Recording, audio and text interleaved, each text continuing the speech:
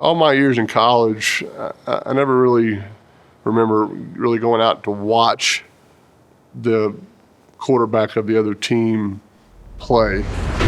My first game in the NFL, Dolphins had the ball, third down. So I kind of stood up. I want to watch Dan Marino. And he throws this laser skinny post for 20 yards, first down Dolphins. It was kind of a welcome to the NFL. That's not normal right there. I went and sat back down. You gonna be a football player when you grow up? Today is the best day of your life. Believe it. Give me 18 years of daylight. That's all right. Greatest leader I've ever known. What a ride it's been. You talk about a will to win. A flame burns inside that man, Dan Marino. There was nothing normal about Dan Marino's right arm, or what it could do with a football. He set standards at his position, brought fans to his sport, and made fans of his contemporaries.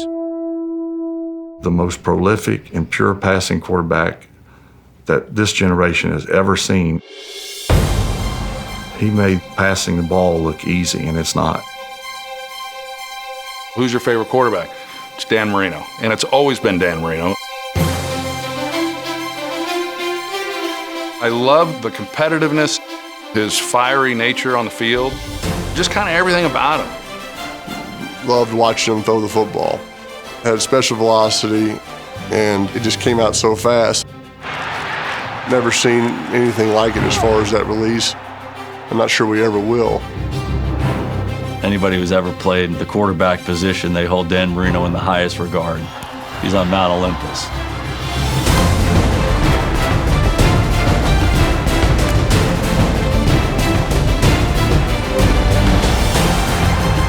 I believe Marino is saying I'm going to spike it. Marino takes the snap from center. He's looking. He throws. Touchdown, Dolphins!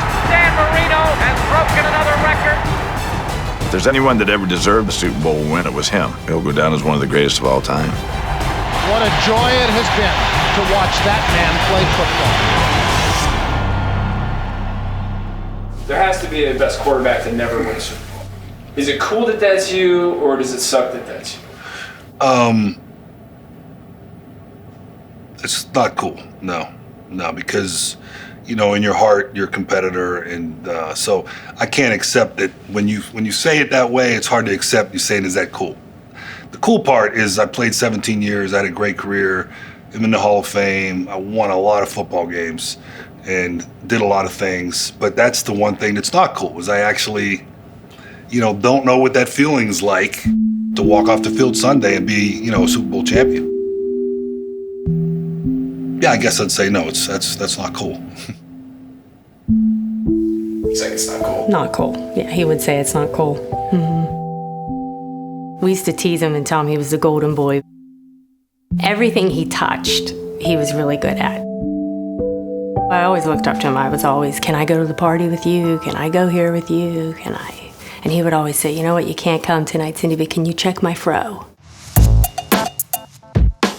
He was just a down-to-earth great kid. I mean, he was one of us. He was hoping I got a couple bucks in my pocket, maybe I can get up to Squirrel Hill or Oakland and get a piece of pizza. He was the kind of guy you wanted to play with, you wanted to play for. Marino was considering playing 2 sports in college. You had Arizona and you had Florida State, you had Clemson. Pittsburgh did not have a great baseball program. And that was my concern, that we would lose him. But that we had an ace in Hull.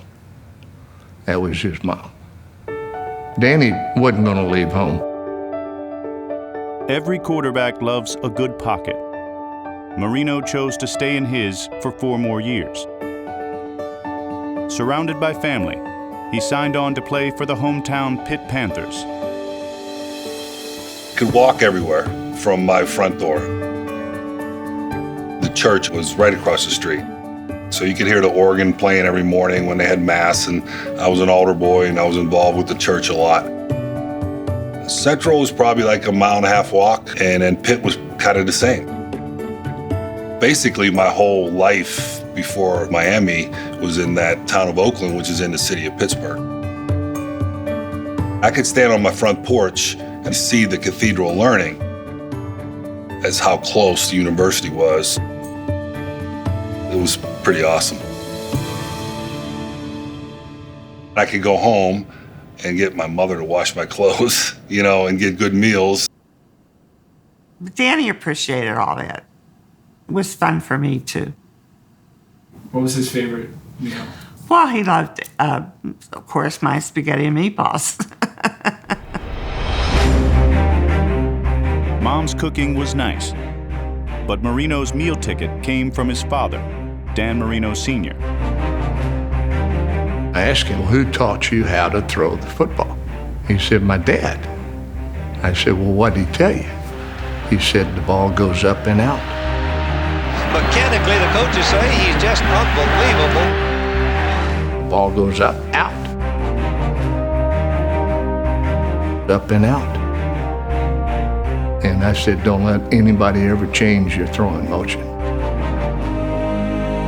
You go back and watch his tape from college, it's amazing. And you know, he's this big, tall, he has this great presence, and he's separating away from the line of scrimmage, and he's up on his toes, and he's standing tall in that pocket. Oftentimes the quarterback position is not one that you would say is intimidating. He's not an intimidator. But I think Dan Marino was intimidating to the people who were going against him. When he made that Mike ID and he took charge of it, and just the way he played, the demeanor he played with, the confidence that he had, the confidence that he transferred to his team, he just had this amazing presence. He had a lot to be confident about. Nobody threw it like Dan Marino threw it. Marino, he's about 6'4" and weighs 200 pounds and has got a slingshot for an arm. To cap a third straight 11-1 season, Marino would need to pull off a fourth-quarter comeback against Georgia in the Sugar Bowl. Against Georgia, we're behind. We had the ball on the 34-yard line, and it was fourth down. I called Danny to the sideline, and I said, Danny, we have two choices. Kick field goal, or we can go for it. I was on the sideline. I'll never forget. Danny had Gatorade up to his lips, and he pulled it away and said, we're here to win this damn game. And when Jackie heard that, he went right up in his face. I was right there. And he said, say that again. We're here to win this damn game. Quote. It is fourth down for Pitt. 4th and 4.5. Could be the last play for him. Marino goes deep. Brown, touchdown! John Brown makes a great catch with 35 seconds to play. Tremendous throwing kick. That was a pretty special one. That was a good one. From Sugar Bowl drama to draft drama. Next. Next up, Miami Dolphins.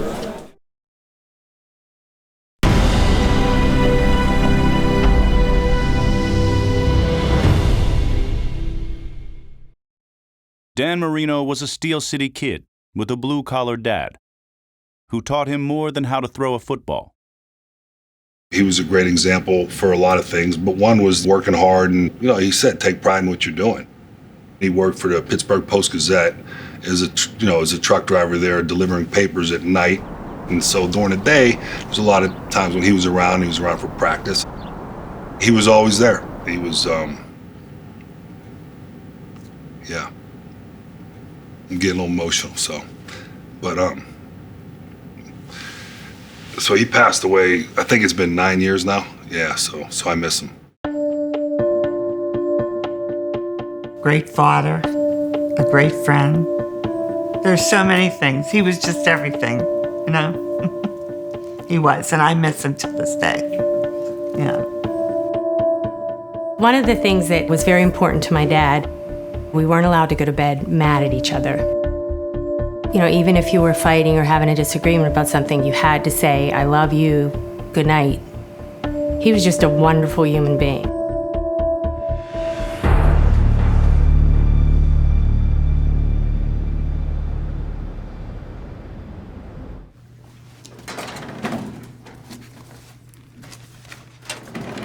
I've had these in storage for a long time. The letters that my dad wrote me, it's been a while since I've looked at them.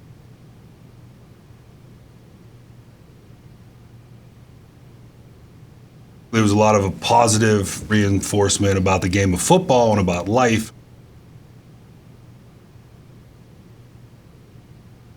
He's like, Dan, I love you. You have the potential to be the best ever. This is just the beginning. There's no easy road to success. You only go around once, and this is it.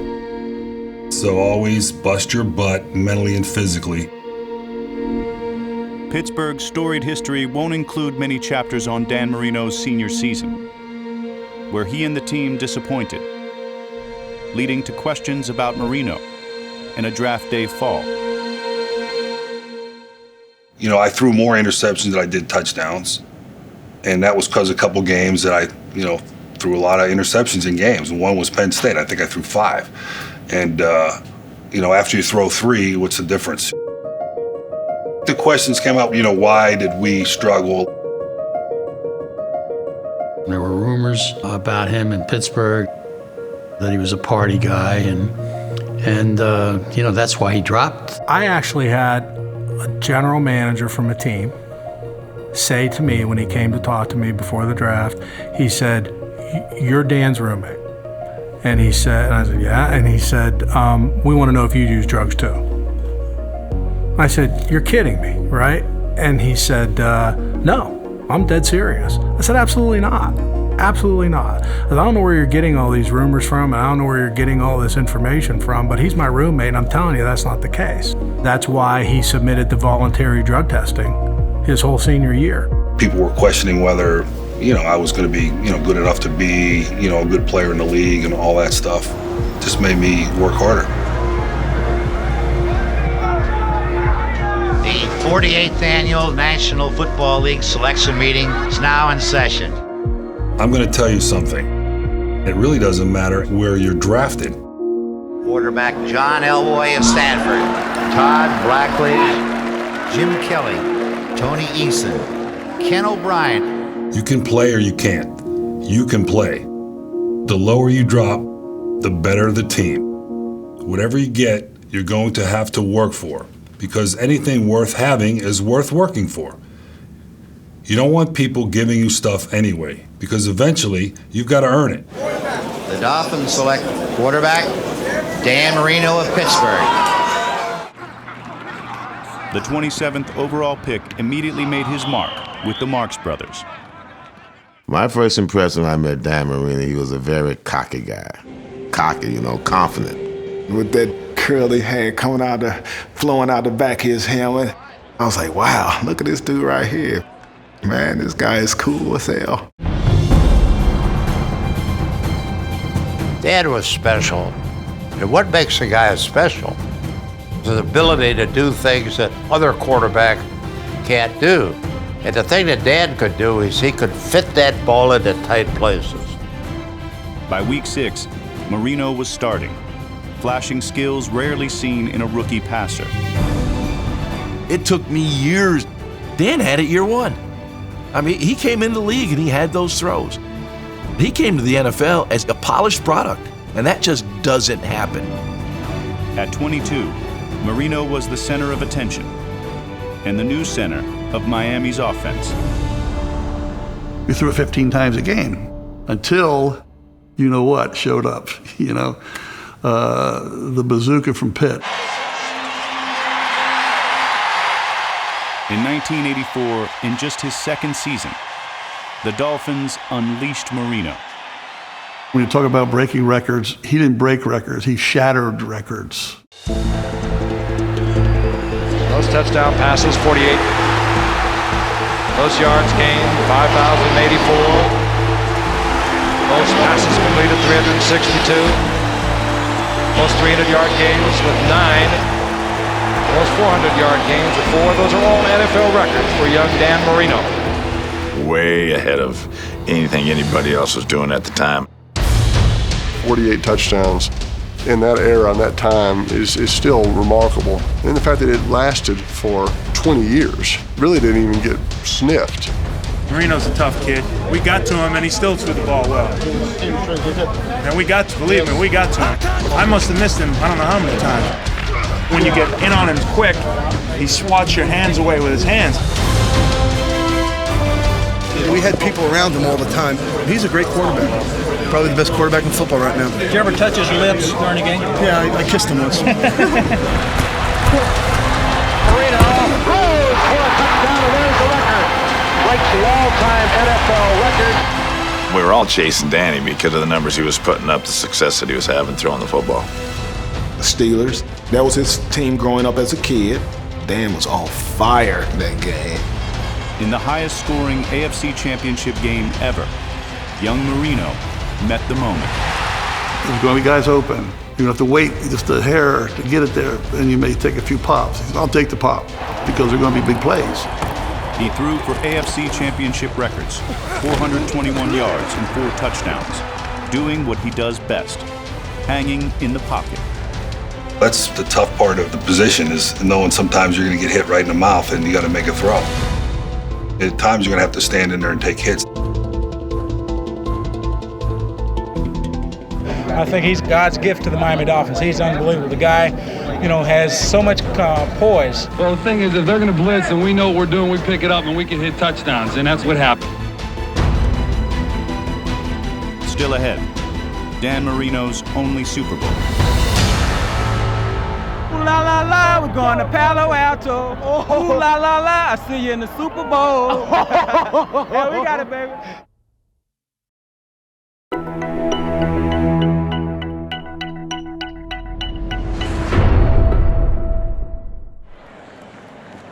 When my dad was a Little League coach, he would let everybody pick their numbers, and I get the last choice, and it always would be 13.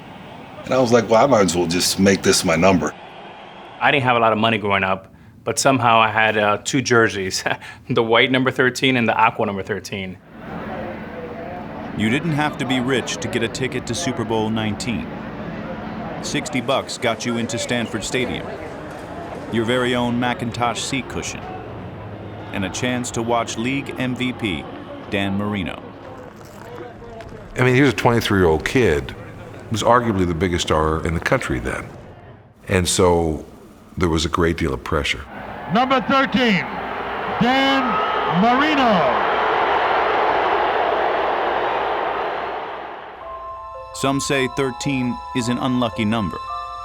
Well, it's certainly not fortunate to face one of the greatest teams of all time in their backyard in your only Super Bowl. You always got to take advantage of your opportunity when you get it, because you never know what's coming next. The 49ers, they were a damn good football team.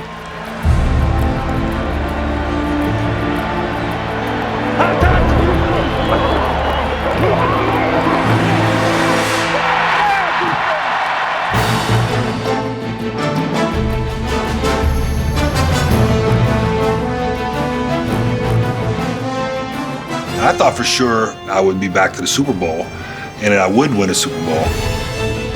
You just got to accept what it is. That's the only feeling as a football player that I've never experienced.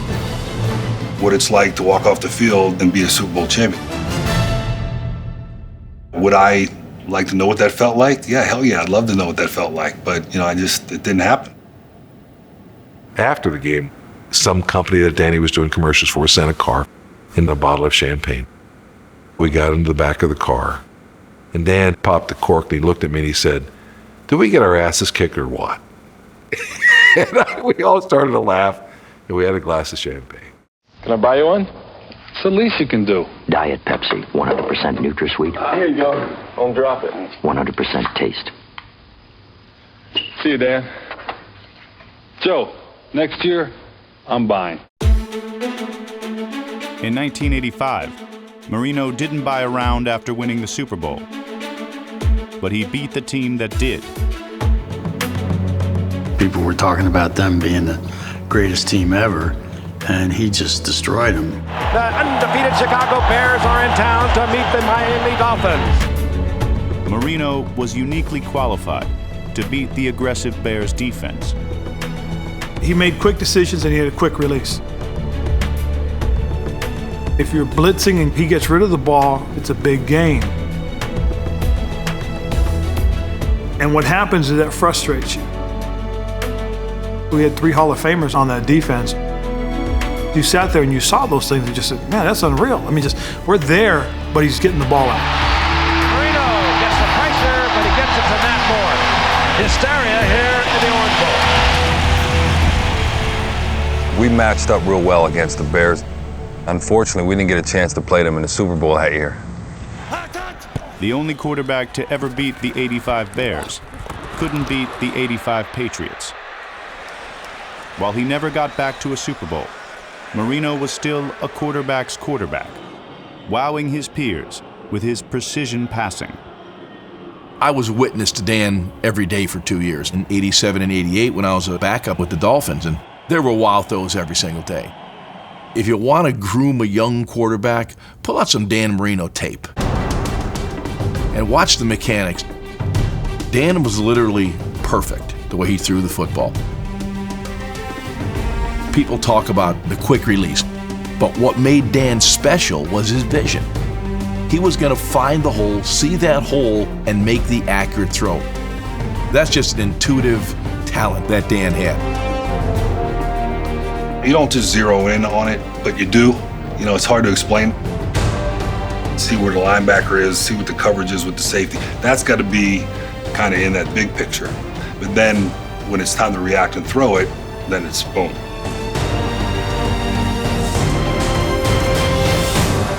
Sometimes you can't wait to throw it down the field, and you got to understand how much time that is. Knowing when you have time, when you don't. It's a lot to worry about. Yeah, it is. That's why it's pretty hard to do. What was hard was sacking Marino. Just ask the NFL's all-time sack leader, Bruce Smith. Bam! Bruce used to complain about it because he'd get rid of it so quick. He's just that close to getting another sack.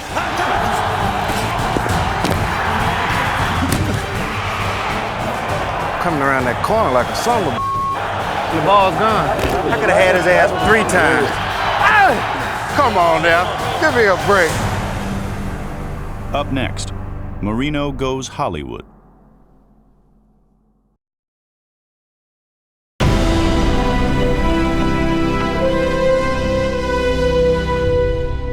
So this Christmas, take care of the hands that take care of you. With isotoner gloves. Way to go, Dan. Thanks a lot. I knew Dan was a bad man when you got a guy that can sell isotoner gloves in South Florida. I'm mic'd up, just so you know. I just want to give you a heads up.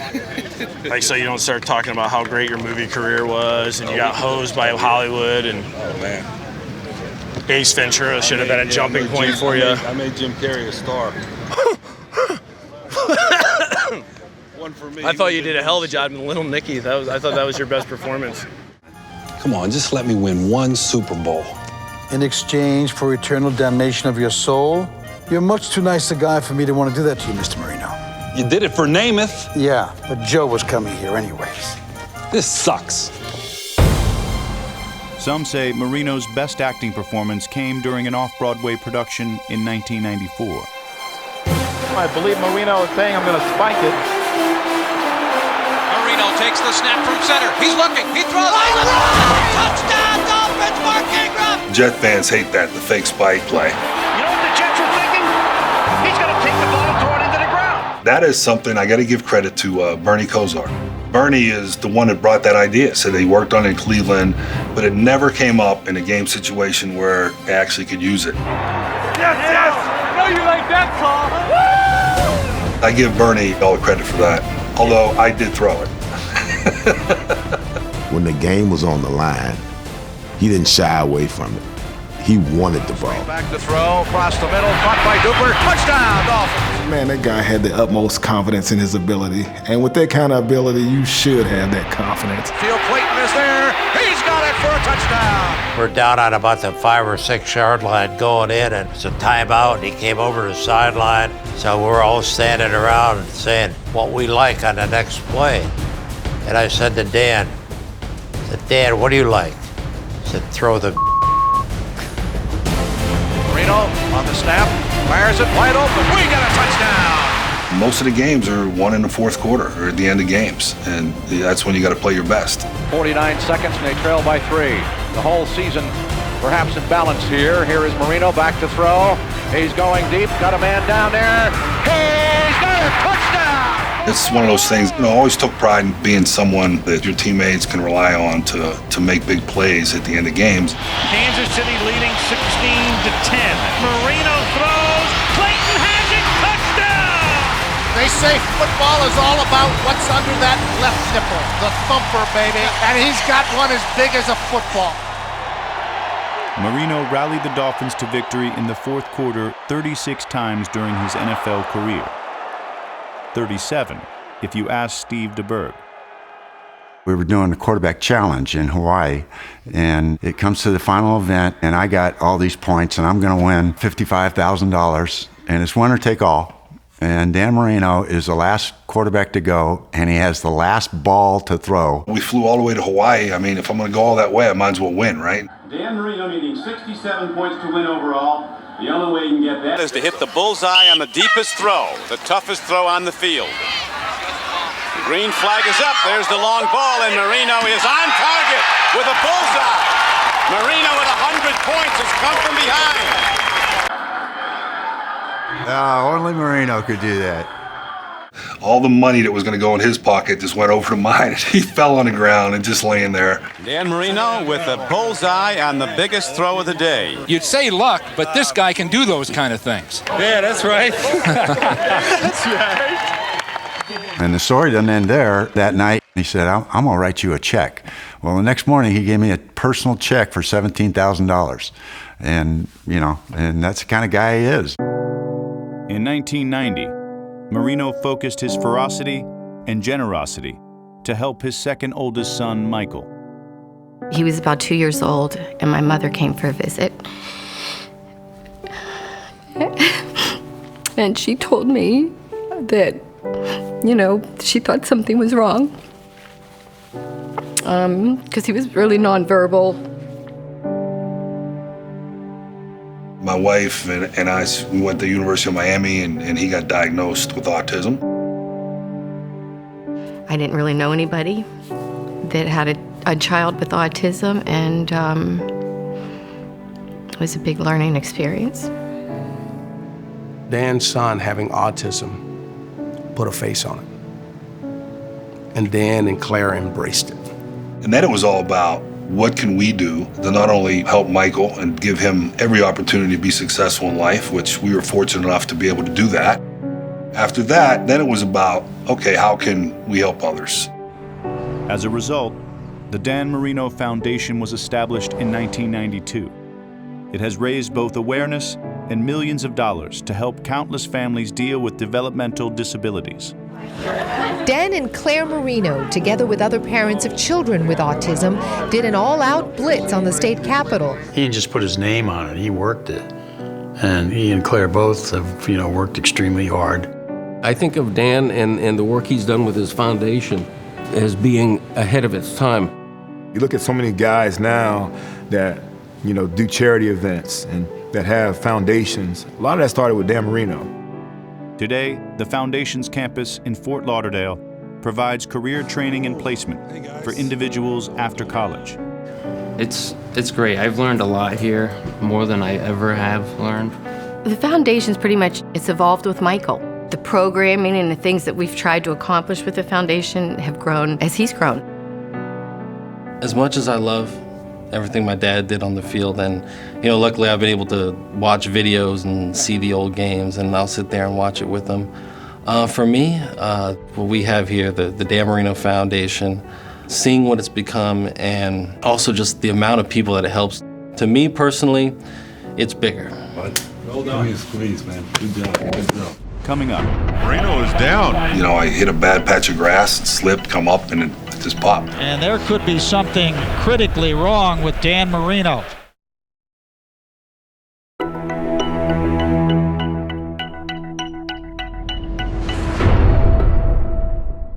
My dad was always my favorite football player, and growing up, he retired when I was 8 years old. So I was kind of looking for a new current quarterback to follow.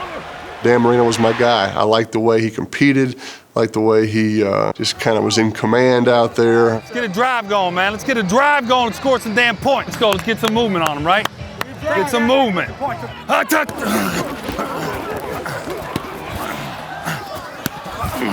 He was always competing, always fighting. Let's go, man. Give me some time to throw a 5-yard out. Don't ever give in. Don't ever accept, hey, you know, that we might not get this first down or might not win this game. You compete to the very end. So that had a big impact on me. Set hut! Hut! He fires, and it is complete. Randall Hill at the 10. 5, touchdown. Good job, good job. All right, Miami. Huh? Made me look good, huh, Randall? If you listen to him, he's a great athlete, and that's the first thing he'll tell you. Hit the lens, hit the lens. Hit the lens of what? He's the toughest guy on the block. That's the second thing he'll tell you. And he's never intimidated by anything. You know, the one thing as a player, you know, especially at the quarterback position, is you want a guy that you know you can count on, you know, to line up and play each and every week for years and years and years. During the course of his 11-year NFL career, Dan Marino's been a very sturdy quarterback. My two favorite players growing up were Cal Ripken and Dan Marino, and they were both Ironmen. They never got hurt. They played every day, and I thought that was something that was really admirable. Marino started 99 consecutive games at quarterback, but Miami's Ironman often played on legs of tin. 6 career knee surgeries, or oil changes as he liked to call them, helped keep the streak going. He was going out there on a half of a knee. He would either get it cleaned up in the off season, but he would constantly be getting it drained. Sometimes you could see his knee just be big as a softball and say, oh, come on, man.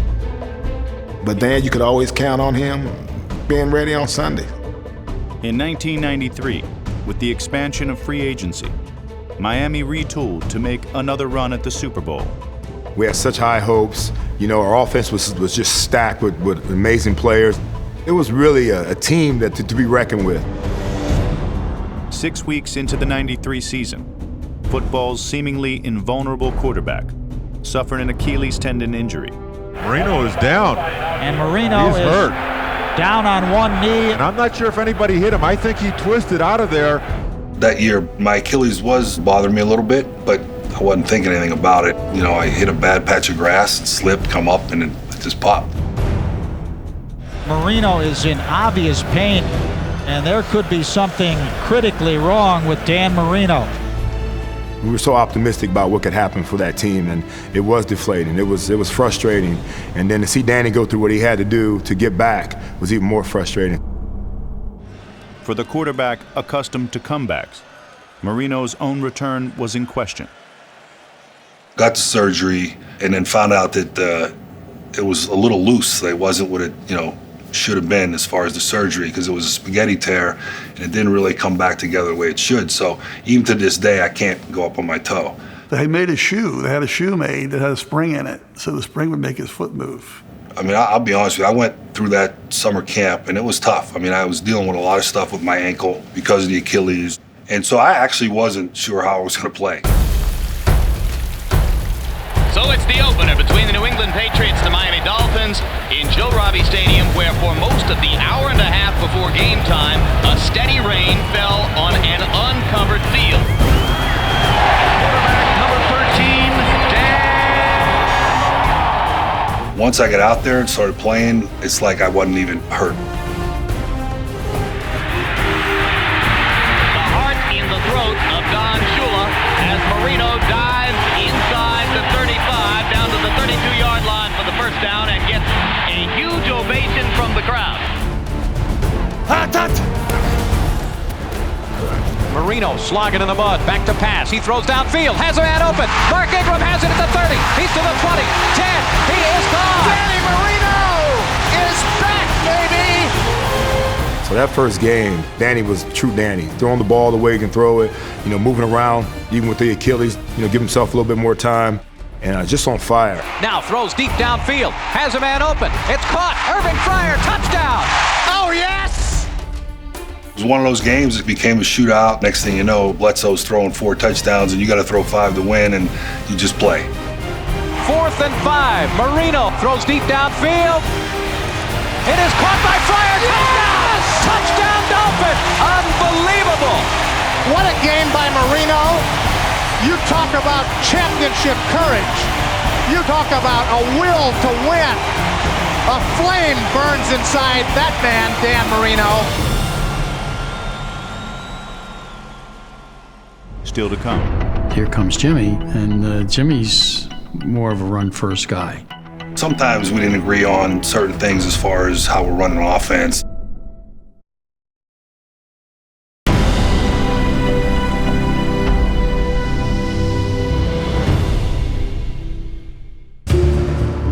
We were going to a game or coming back from a game and talking about, fantasies like, I want, a Mercedes 600 or I want a mansion on 4 acres. And Dan leaned over and said, my fantasy would be to pass every down in the game.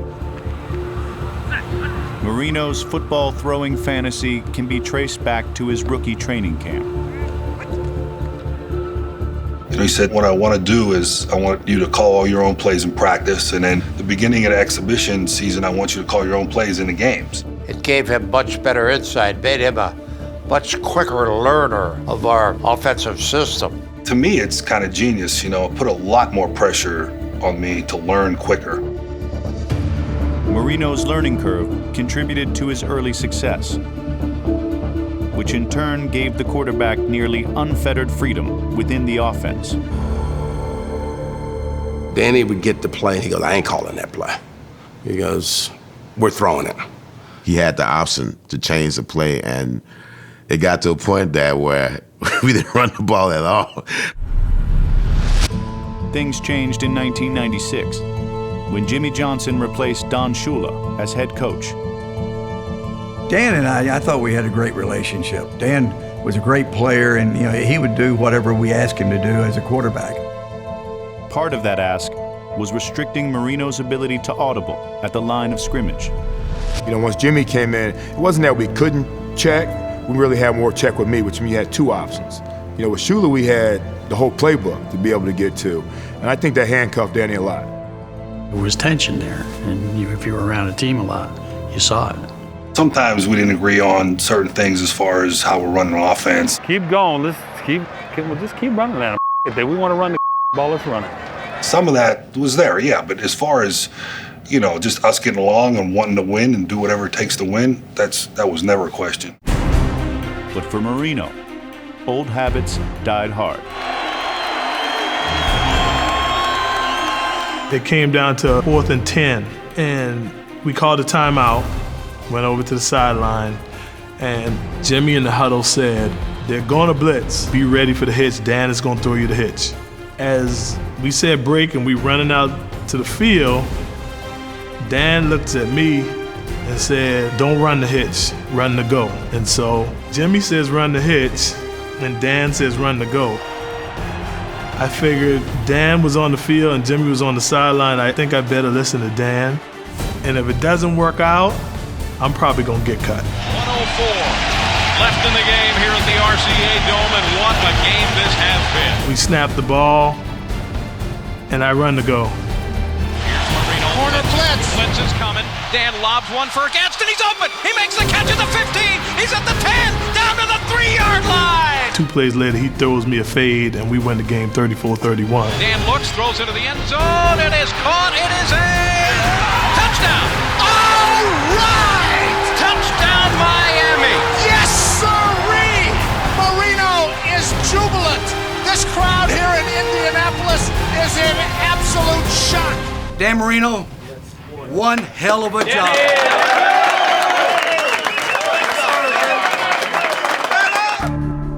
The Marino-Johnson marriage lasted 4 seasons, but worked well enough to make the playoffs 3 years in a row.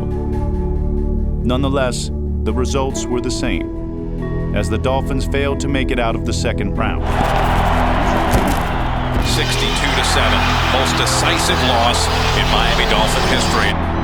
For a player of that stature to go out in a 62-7 defeat, that was the saddest sight I've ever seen in sports. To see that man, after all he'd meant to the Dolphins, that this would be his exit. And I just watched him walk off the field because I wanted to take that in, because I just had a sense that that was going to be his last year. And I choked up. I didn't want to see his career ever end. He was such a joy to watch. After 17 years, I would like to announce my retirement from the Miami Dolphins. And I stand here before you today. I can say that I have been blessed with a career greater than I could have ever imagined. Dan Marino becomes the all-time leader in pass completions in NFL history. And Dan Marino, with that touchdown, has broken another record. He has the granddaddy of them all now. Most touchdown passes ever. And I'm going to miss it. I'm going to miss everything about it. It's tough to see one of the greatest, first of all, not play anymore, but two, leave without getting what he ultimately yearned for, which was a world championship. People always think his legacy is diminished because he didn't win a Super Bowl. We didn't win a Super Bowl because of us, not because of Dan Marino. He was certainly good enough to win a lot of championships. We just didn't put it together well enough to help him win.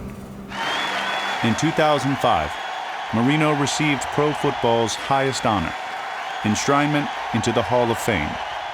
To have my son, stand up there and introduce me, my oldest son, it was really special. Thought I was gonna have my dad do it, and actually when I started to even hint about him doing it, he's like, nah, I'll let your son do it. I'd like to introduce to you my father, my hero, and my friend. Ladies and gentlemen, Dan Marino.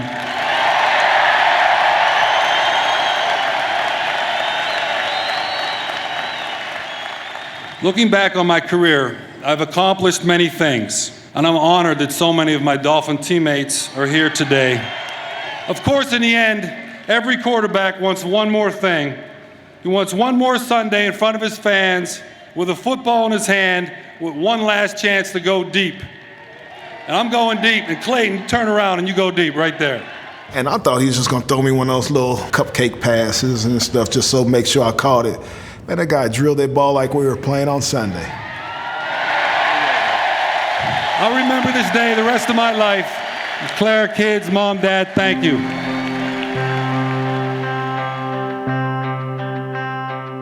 Dan Marino's definitely one of the top quarterbacks I ever played. There's no doubt. Just the way he went about the game, his passion for the game. Marino could play with the best.